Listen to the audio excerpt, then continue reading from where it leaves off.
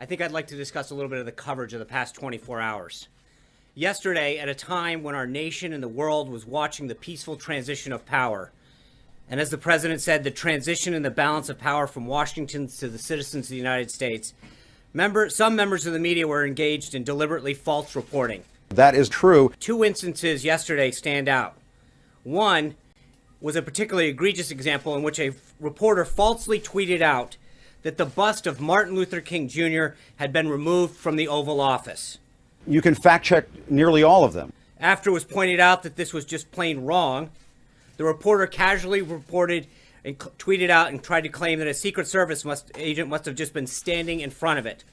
This was irresponsible and reckless. That is true.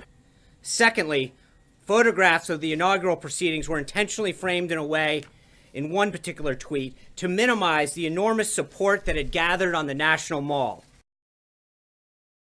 That is true.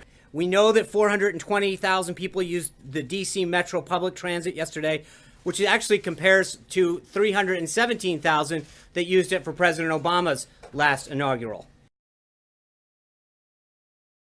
Attendance at his inaugural does not measure up to past inaugural attendances.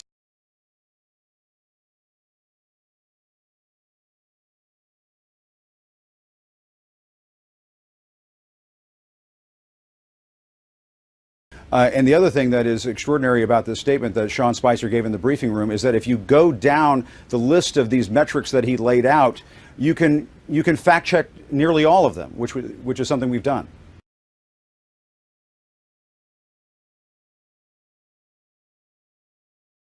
He cited the wrong metro numbers, Anderson. He talked about incomplete metro numbers that were not encompassing for the full day. Let's put this up on screen and tell you that according to Metro, Donald Trump drew 570.5 thousand people in terms of riders on the Metro system from 4 in the morning until about midnight.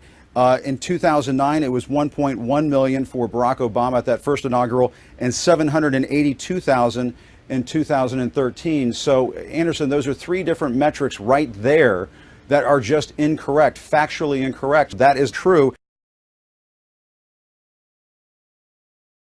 That's factually incorrect. That is true. So either Sean Spicer is deliberately misleading us and giving us bad information, or he went into this extraordinary briefing earlier today totally unprepared, which is something you can't do as White House press secretary.